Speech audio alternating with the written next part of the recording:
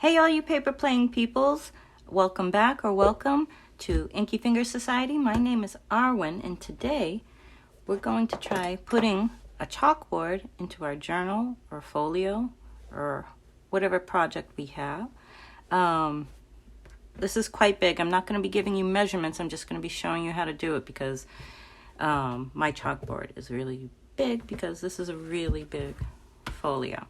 So this is what we're going to try to do. Now, I know everybody has a different style of what they do in their journals.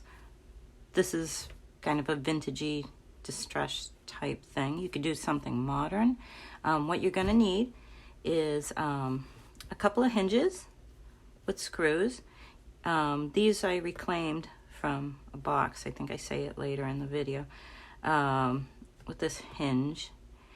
You can also go on Amazon and find for really cheap very small hinges. Just make sure they're small enough to go with your project. You can find hinges smaller than this that are made for making jewelry boxes and stuff like that, and they're very cheap. And you can rust them, or you can do a patina on them to age them if you like, if that's what you prefer. You're going to need a hinge. This is what I use, this style of hinge. You could, I mean, there's so many different styles that you could use. This one locks with a little clasp right there. Let's open this up. And this is the chalkboard. And for this whole thing, you're going to need 1, 2, 3, 4 pieces of chipboard. And depending on the type of volume you want to add to your project. If it's a journal like this, you probably don't want so much volume. So you can use cereal boxes for the chipboard that you're going to use. If you're going to do something bigger like this, I would double up the cereal boxes to make them thicker to about 1.5 millimeters. You're going to need chalkboard contact paper. Now there's two different kinds you can get. One is really super smooth and one has kind of a texture to it that gives it tooth. And if you're going to do a patina on your chalkboard like here, then you're going to need the one with tooth. Okay? If you're going to do something more modern and you're just going to leave it black like this, or you can get white chalkboard, you can get that green colored chalkboard contact paper. If you're going to leave it alone, you don't need to get this kind of texturized one. Okay, and you're going to need some pretty papers. And then for the window, you could, I used a doily from my shop, coffee stain doily. You could use anything you want really to decorate that. Also, you need a piece of acetate. This has acetate on it. That's so that when somebody uses the chalkboard and writes on here, and they leave a message or note to themselves, the chalk doesn't get rubbed off by anything, and the dust doesn't come out and get into your journal and just get all chalk dusty and stuff like that. So let's give it a go. So what you're going to do is you're going to find the shape and size that you want for your chalkboard. And because this is big, this is a really large piece. I'll just give you an idea. It's 9.5 by 11.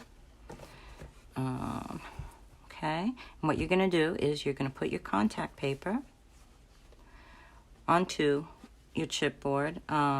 It does have an adhesive on the back, and I did peel it and use that adhesive, but I also had glue on the chipboard just to make sure. And then you're going to spread your glue out nice and evenly with your bone folder or an old credit card or something like that. And then what I did was I used gesso first on the contact paper, and I rubbed it out with a wet cloth, and then I used a few different acrylics to get this kind of a finish. And then on top of that, at the end, I inked it but I used a permanent ink, an alcohol-based ink. This is the brand that I used. What is that? Ranger Archival Ink. I'm sure you've all seen this, and I'm sure you all have one laying around. Don't use Tim Holtz Distress ink because it's water-based, and you don't want a water-based ink on this because people might use the chalkboard, whoever gets the journal, or yourself. You might want to wipe it clean with a wet, damp cloth, and that would just take the distress ink off. So use permanent ink. Okay, so then let's go to our second piece. So this is going to be one whole piece of chipboard, obviously. And then there's a couple of different things or ways you can do this. I'm lucky enough to have a wonderful husband who brought me a Cricut. What is that? Cricut Explorer 3? Yeah. And so this was pretty easy with that. You can also use die cutting machines. I think they're, what is that called? Sizzix? I've never had one. I've never used one. But you can use that. Or you can cut it by hand with an X-Acto knife. Yeah. Oh, I have another one of these. I saw somebody, I can't find her videos again. I saw it once. She's a card maker, specifically, not a journal maker. And, oh gosh, she was wonderful. She made beautiful things. I'm going to try to find it. And I saw her using this thing, and I'm like, what is that? That's so great. This is really, really cool for cutting out things like this. I found it on Amazon. I'll put the link to this also. You don't need all these things. It's just, it makes it a lot easier. You have a lot more control to cut something out. So you're going to select a shape, a size of the insert in here. What you want to do. You can do anything. You can do a circle. You can do a simple shape. You can do a heart. You can do something ornate like this. Anything you want. And what you're going to do is you're going to cut it out. And you're going to keep your negative. Okay? And then in the middle, you're going to cut out a different shape. Or it could follow the same shape. This one, this is actually the original size. I've never used digitals in my life, and not for any specific reason. It just never occurred to me. And I saw this scan of a porcelain picture frame, and I'm like, that's it. That's what I want. So what I did was I took that initial scan, I enlarged it in my Cricut and made the first cut over here, and then I made the second smaller frame. Okay, so you get the idea of layering these shapes in different sizes, and basically it's endless, the possibilities of what you can do. Okay, so this is the negative in this. Here, what I've done, I don't know if you can see it, I put a piece of acetate there in that window. And that's so somebody can write on here, write a note to themselves, and the chalk dust won't come out. Whatever's going to be on this side won't rub the chalk off. You have a little window, so it's there, creating depth. And then we have this on top, but then I looked at that and I'm like, that's not very appealing to me. So what I did was looked everywhere for an idea. I had a bunch of ideas. I was going to kind of create a secret garden with kind of flowers and butterflies around here, but you could still see that chalkboard in there. So I decided that maybe I should take a look at my own shop. And I have these doilies that I do. I do oil, coffee stained set of oval doilies in different sizes, and I took one of those, my favorite actually, and decided that that would go in there. I think that looks really nice. So basically you're creating layers, you're creating depth on the outer door, if you will. Excuse me, we still have colds. Okay, and then this is just what I'm doing again. Just trying to give you an idea, and then you can basically do whatever you want. I had these hinges when we moved our whole household back to the United States from Greece. I had this little old vintage box, wooden box, that was in pretty rough shape as it was. And somehow it got crushed in the move, as things do. And I reclaimed these hinges that were on it, and this is what I'm going to use for this. So these are going to go here. Okay. This I'm going to cut and glue here. I'm going to cut this little piece off to make this flush. And then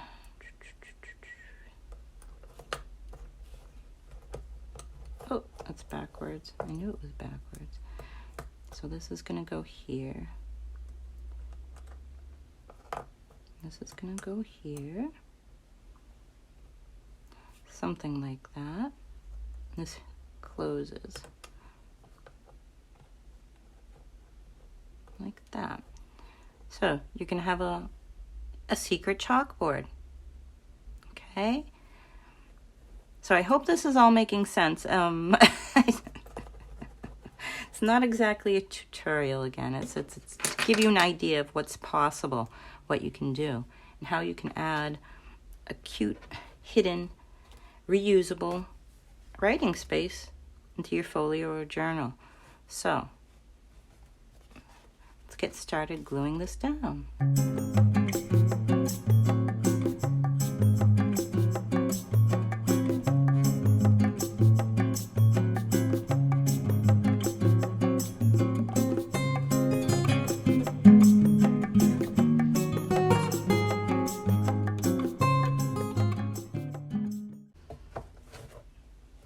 Okay, so once you've got that on there together, for my particular thing, because of the hinge on the front, I need to cut this little piece right here.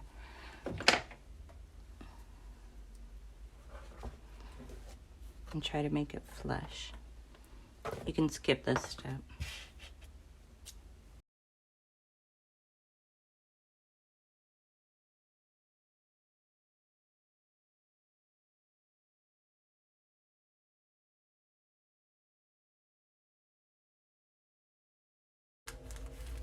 Okay, so let's put that aside.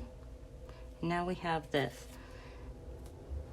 Now when you're working with acetate, you don't want glue anywhere near it. So we're going to use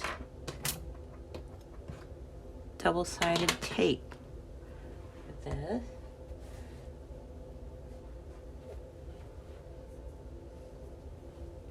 And glue. Where's my pen? I always lose my pen. Okay. So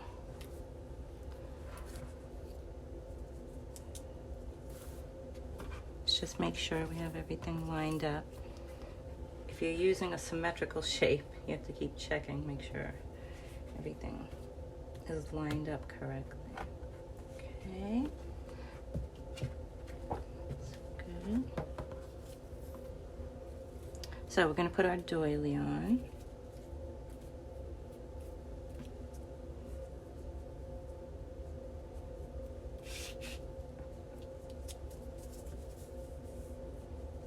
going to get your tape as close as you can to your window.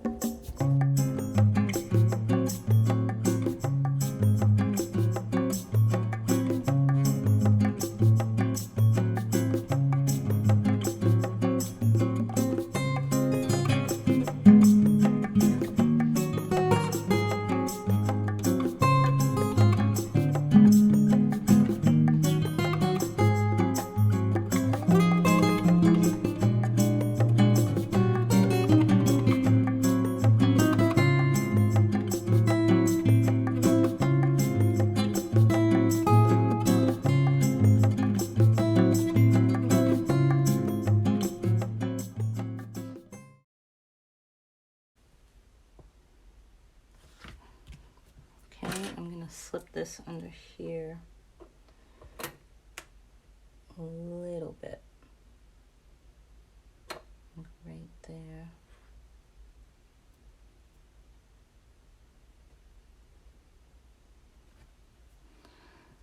Let me put this first screw in.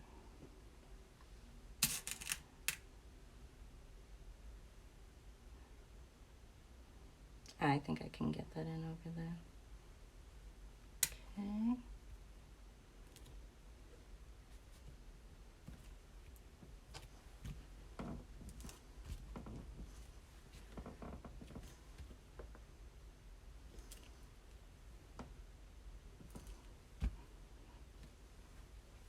Okay, and then you're going to let that dry for a while. Okay, so I've added the first screw on the hinge here. These aren't, I'm just cutting these screws and just using the tops for them because I don't want it to go down through this. The other screws are going to be in there and they're going to actually go all the way through. So I got that in. Let's add the tops to these other screws. So if you don't have any hinges laying around that you can reclaim, I mean, a lot of us do, don't we? I mean, I already have, I always have this kind of thing in my junk drawer or my stuff. And I looked on Amazon. You can get mini hinges, really small.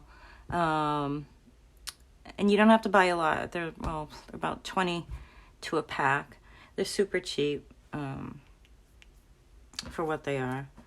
And what you can do, you know, they're brand new looking or whatever. They don't have to be ornate like this or anything like that. Again, depending on what style of whatever you're doing is. What you can do is you can rust them up. We're going to have to cut these down. So if you're using something that has screws and you want to keep that look with the screws and such, on this part, your door, basically we're going to call this a door now, you're going to cut these down.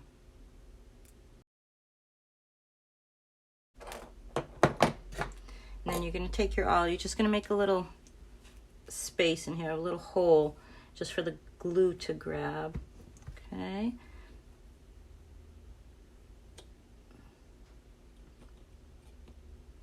You're not going to make a hole to the other side or anything like that.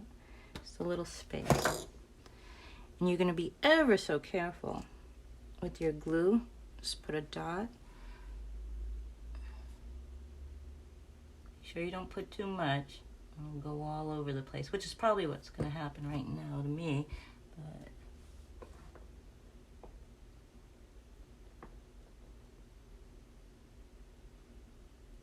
as for glue, I use Fabri-Tac for everything. I don't use wet glues at all. Very, very rarely. So this is okay. I've tested it, and you can put metal to paper and metal to metal with it.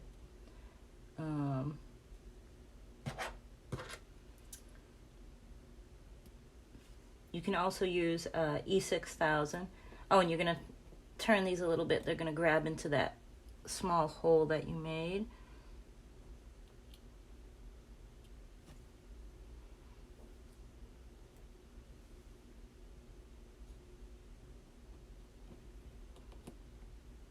yeah, you can use 𝚑6000 and that works perfectly for metal to metal. Okay, and then we're going to check this again, make sure it's flush. I'm going to let it does take longer to dry when it's metal to metal, so you need to leave it alone for a while. While we're leaving it alone, let me put this in some more. Again, if you're going for a distressed look or an aged look, you might want to touch up the screws if they're not already rusty looking. Let me get a brush here. Where did I put my palette? I don't know. Okay. So I'm just using a little bit of acrylic right now, in a rusty orange. I think, what is this? This is, this perfectly mimics rust on dark metal finishes. Let me see. Can you see that? It's like a glare, huh? It's Folk Art 628E Pure Orange Matte Finish Acrylic Paint, okay? And I found this to be the best at mimicking rust. So you're just going to put like a tiny, tiny bit, so tiny, into your brush, and you're going to mush it out. You don't want anything strong coming out there.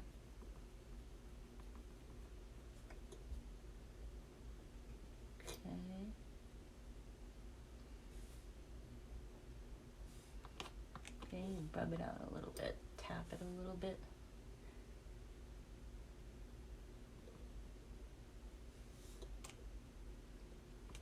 Okay, see, that was nothing that I put on there, but it totally changes that. I don't know if you can see, you probably can't even see it, it's so tiny. So, see that in there?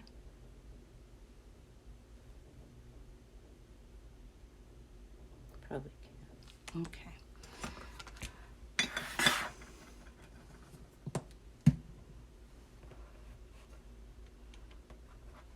Okay. We're just going to line this up, put this in here so that we can line up the catch over here. Okay. Not too close.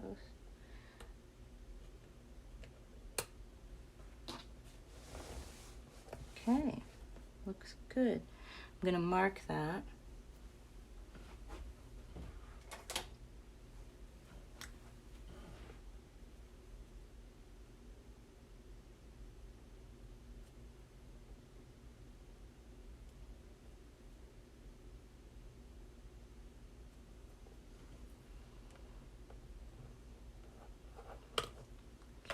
Now that I've marked that, I'm going to put this down because those screws are going to go all the way in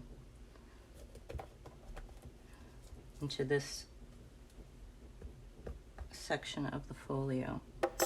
So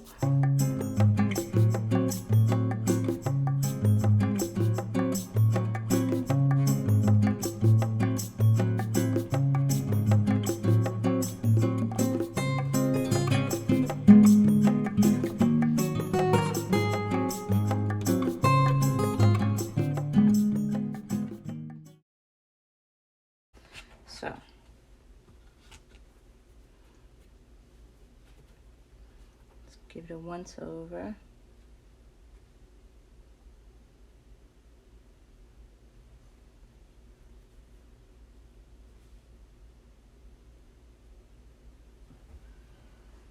See our arm. Just make these initial holes just to make sure. Okay. These we're going to go down because we want that screw to grab in. Okay.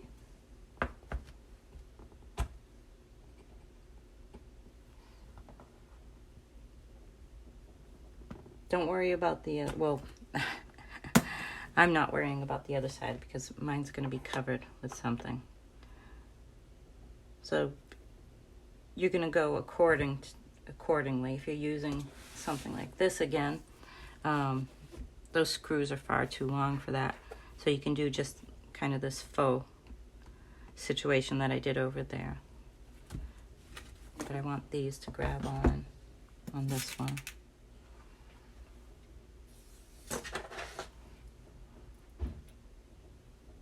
Oh, let's put our glue.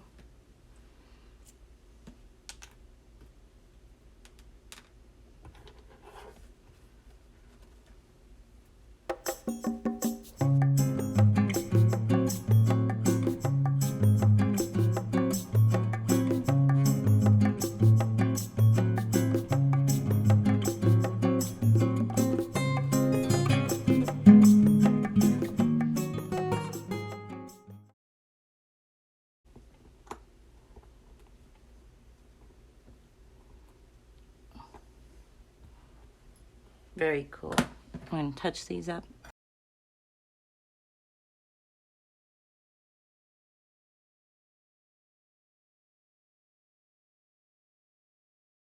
So let me lift that up a little bit. See? Very nice, very nice. These were already rusted, so I think they look pretty much the same. Yep, they look the same.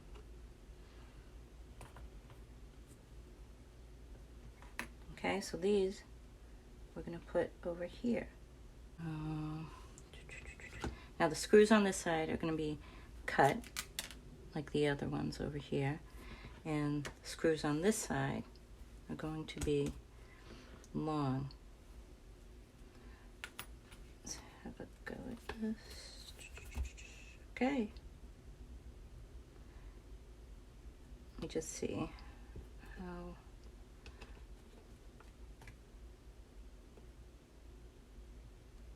Yeah. Okay, you just line the hinge with the crack. If you're doing a much smaller version of this, like on a journal, you could possibly use, let's see,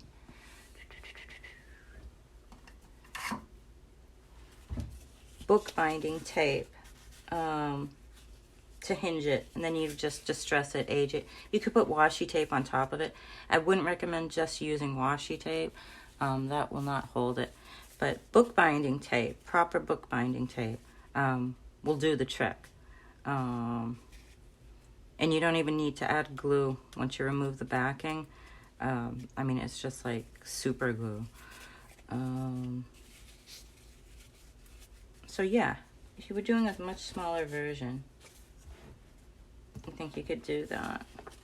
Yeah, definitely. But again, it's how you want it to look. Like I want this to look like, you know, a hinged doorway or windowway. Okay, so let me cover this paint up. Should I do the outside first or the inside first? Let's maybe do the outside first. No, the inside. Okay, so I'm gonna need 6 screw tops. Let me find my pliers again.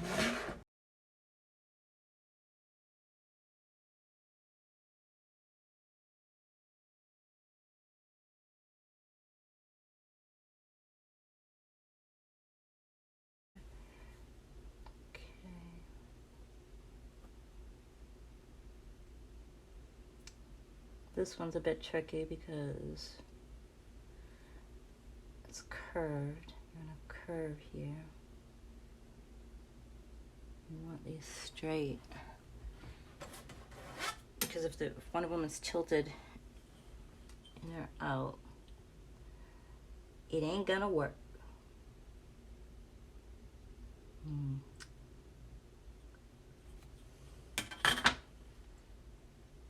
A little bit.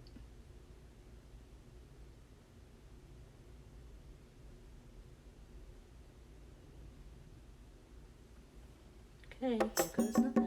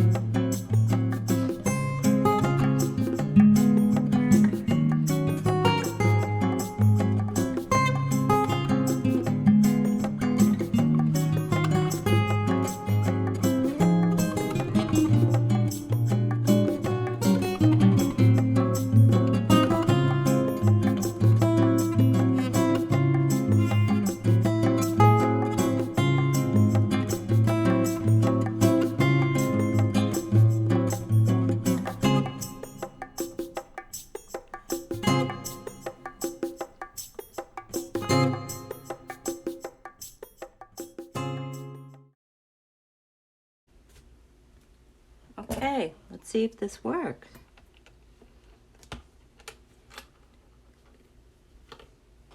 What was catching here? Gonna file that down.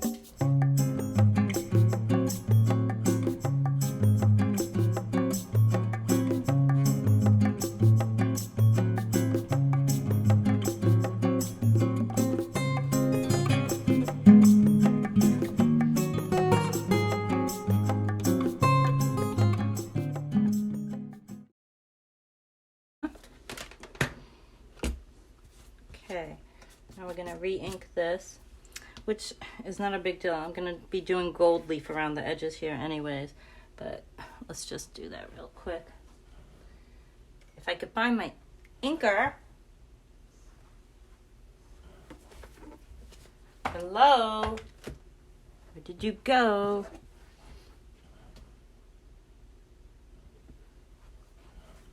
Got the inker. Don't have the ink. Seriously? Okay, I found my dauber and I daubed it up. So, there we have it. We have a chalkboard with a hinged door, lays flat. There it is.